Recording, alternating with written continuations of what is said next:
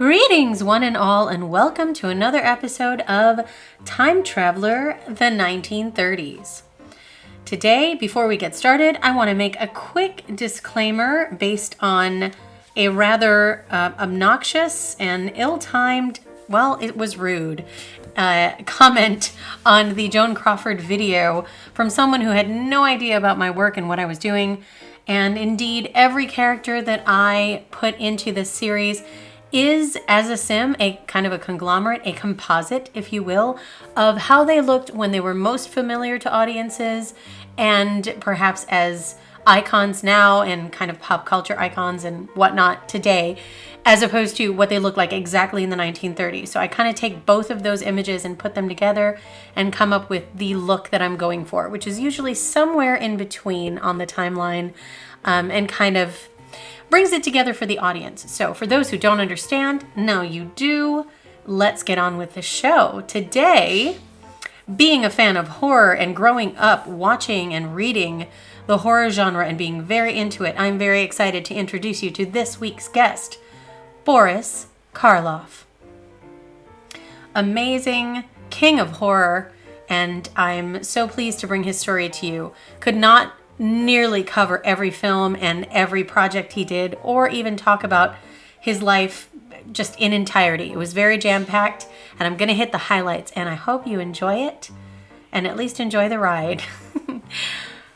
Born William Henry Pratt on November 23, 1887 in Surrey, now London, England, to parents Edward Pratt and Eliza Millard, he was the youngest of 9 children in an Anglo-Indian family, with a British father and Indian mother. William's mother had a maternal aunt named Anna, who told tales about her life in the royal court of Siam, now known as Thailand, which became the basis for the story Anna and the King, and the musical The King and I. Pratt had a darker complexion than his peers, was bow-legged from a previous bout of rickets that weakened his bones, had a profound stutter, and a lisp.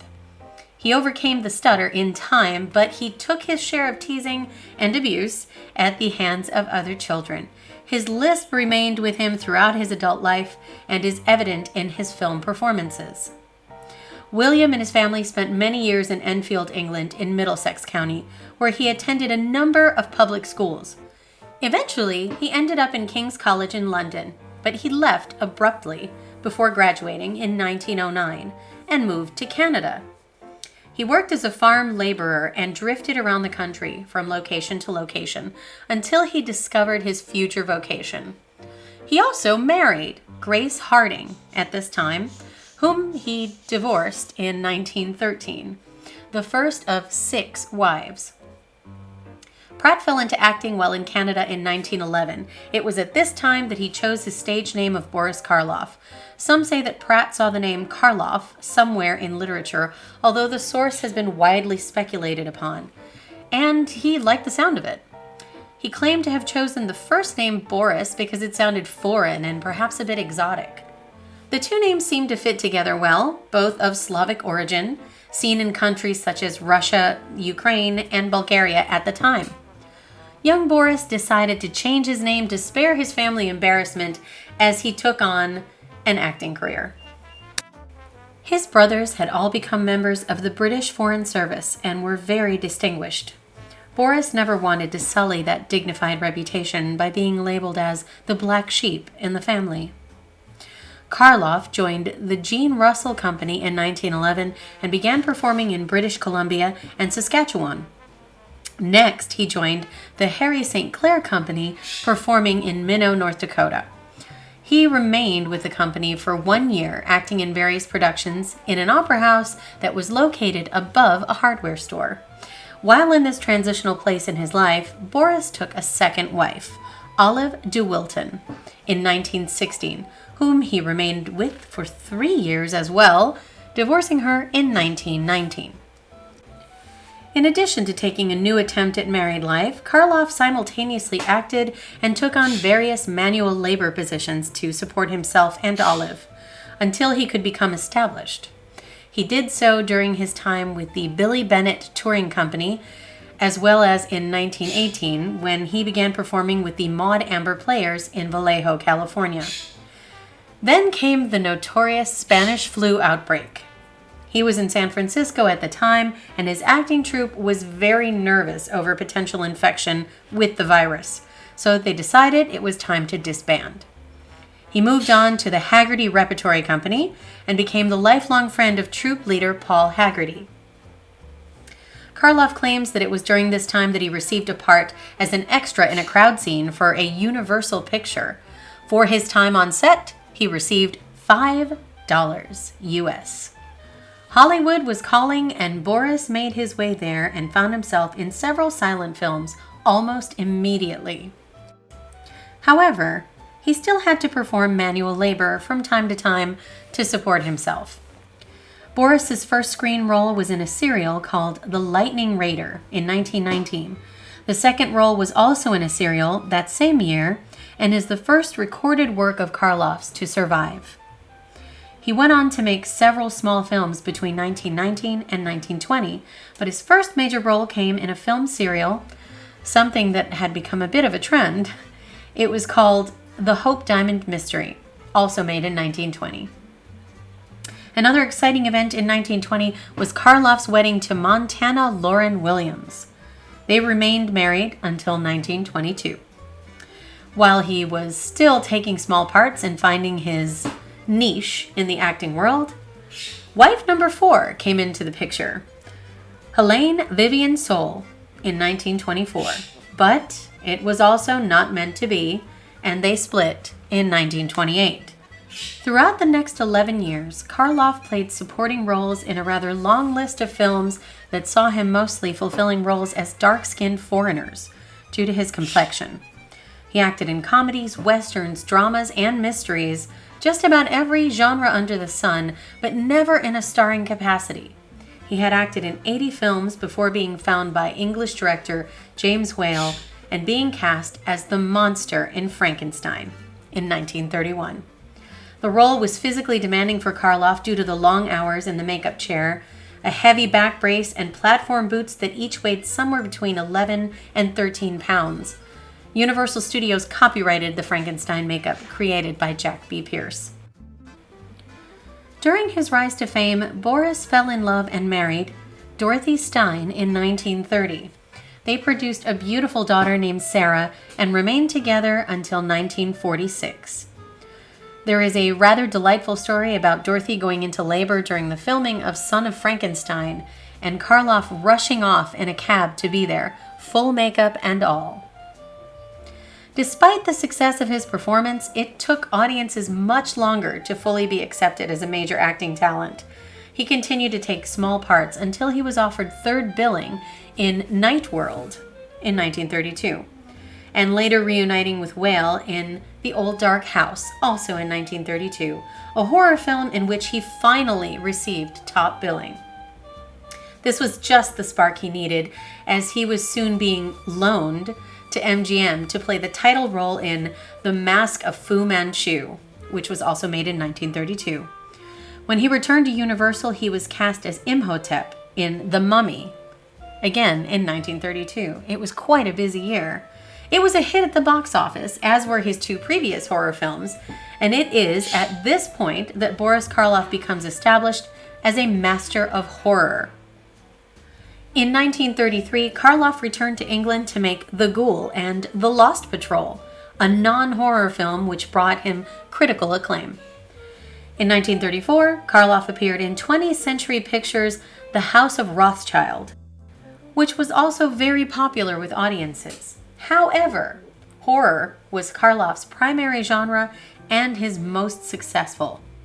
Following in the footsteps of the profoundly talented Lon Chaney, he was stepping into an area that would become his trademark, rivaled only by Bela Lugosi, the iconic actor who brought Dracula to life for American audiences, as the leading man of the horror genre. The horror legends worked together on several Universal films that were highly successful, and over time, they became very good friends. Their first film together was The Black Cat in 1934. Karloff reprised the role of Frankenstein's monster in Bride of Frankenstein in 1935, reunited with James Whale, and in 1935 he starred in another in a series of films by the side of Bela Lugosi. The Raven was next in 1935. He went on to star in a Columbia picture called The Black Room in the same year, then returned to Universal to make the science fiction film The Invisible Ray in 1936 with Lugosi. Then moving back to Warner Brothers for another horror film called The Walking Dead, also made in 1936. His schedule was packed. At this point in Karloff's career, the motion picture production code, known more widely as the Haze Code, began to be enforced. It was a strict censorship that caused the horror film genre to suffer in quality in the late 1930s. Karloff began to work in other genres, returning to England once again to make Juggernaut and The Man Who Changed His Mind in 1936. In that same year, he returned yet again to Hollywood and played a supporting role in Charlie Chan at the Opera and a science fiction film called Night Key in 1937. What happened next was a continuation of something that Karloff had experienced in the early days of his career. While working for Monogram Pictures, he was subject to something called yellow face, as Hollywood typecast him in Asian roles. This due, again, to his darker complexion. This was prevalent in the early 20th century, just as blackface had seemed acceptable during the beginning of the 20th century. It didn't begin to wane until the civil rights movements of the 1950s and 1960s pointed out the racist nature of such practices in the vaudeville, stage performance, and film worlds. He played a number of Chinese characters, foremost among them his portrayal of Mr. Wong in a series of mysteries throughout the late 1930s. Even so, he is also known as being one of the charter members of the Screen Actors Guild, founded in 1933, negotiating equal treatment and compensation for actors in a labor union capacity. He returned to Warner Brothers, Universal, and Columbia Studios to make more dramas in 1940, including The Man with Nine Lives, Before I Hang, and Doomed to Die. Karloff donned his Frankenstein monster costume at a celebrity baseball game in 1940 as well, stepping onto the home plate as Buster Keaton took a comedic fall as a fearful catcher. It would not be the last time the costume would be seen. He was fond of dressing up for other adventures, frequently in a Father Christmas suit to deliver presents to disabled children every year at Christmas. It became a tradition that showed the softer side of Mr. Karloff. Karloff returned to Monogram Pictures for a 6-film contract, but also made a film for RKO Radio Pictures, where he was reunited with old chum Bela Lugosi, this time in a comedy called You'll Find Out in 1941. He then went back to Columbia for The Devil Commands and The Boogeyman Will Get You, all in 1941. Hopping between studios and making multiple films a year only reminded Karloff of how much he missed and loved the live stage. He was able to make a return in the infamous play Arsenic and Old Lace on Broadway. A comedic twist was added as he played a gangster who was frequently enraged by his being mistaken for Boris Karloff. Karloff suffered from chronic arthritis, and in 1944 he underwent a spinal operation. However, he was not away from acting for long. He was back on the silver screen in The Climax and House of Frankenstein. Karloff did not play the monster this time, but instead the insane and evil Dr. Neiman. The monster was played by Glenn Strange. His final film with Lugosi was The Body Snatcher in 1945 for RKO Pictures. He went on to make 2 more of them, Isle of the Dead, 1945, and The Bedlam, 1946. In 1946, Karloff gave an interview to the Los Angeles Times where he discussed his complicated arrangement between studios, flip-flops, and contracts. He expounded on how ridiculous he felt some of the resurrections of Frankenstein were, and how he felt that the franchise had run its course. And in 1946, Karloff also found a fellow actress with whom he had become smitten. He married Evelyn Hope in 1946, and this one was the real thing. He remained married to her until his death. After World War II, horror films declined in popularity, and Karloff returned to multiple other film genres. He took part in The Secret Life of Walter Mitty, starring Danny Kaye in 1947. He had a brief role as Dr. Hollingshead. Director Norman Z. MacLeod filmed a sequence with Karloff in his Frankenstein monster makeup, but, thankfully, the scene was deleted from the film before the final cut. The next period of Karloff's life brought roles in film noir, Lurid in 1947, and as an Indian man in Unconquered the same year. He also began appearing as himself, beginning in the 1949 release Abbott and Costello Meet the Killer, Boris Karloff. Karloff also began making frequent radio appearances, including a Chicago-based broadcast called Lights Out. Before long, he had his own ABC broadcast, as he hosted and starred in Starring Boris Karloff. Original name, huh? He was also tempted onto the stage again as Captain Hook in the 1950 musical adaptation of Peter Pan. He jumped back to do a couple of horror films in 1951, The Strange Door, and 1952, The Black Castle, but continued his Broadway appearances, even receiving a Tony Award nomination for his work in The Lark. In the 1950s, Boris worked in British television, had some more shenanigans with Abbott and Costello, and began a successful television career in the United States. He made some of his most famously referenced horror films in the 1950s and 1960s, starring alongside legends such as Peter Lorre and Lon Chaney Jr. He also hosted several television series, including his own thriller series that had a very Hitchcockian flavor with a bit of One Step Beyond or Twilight Zone feels.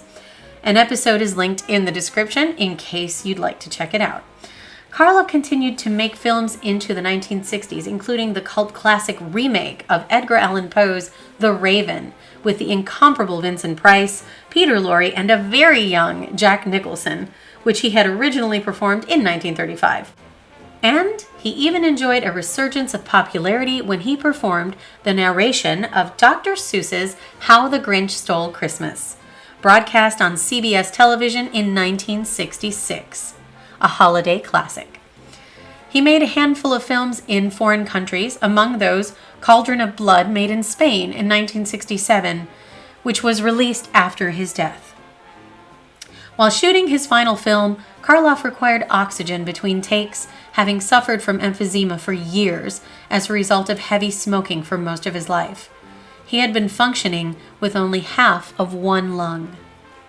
Karloff had returned to England to live in 1966, and in 1968 he was hospitalized with bronchitis and made a recovery only to be admitted to King Edward VII Hospital after developing pneumonia, which ended his life on February 2nd, 1969.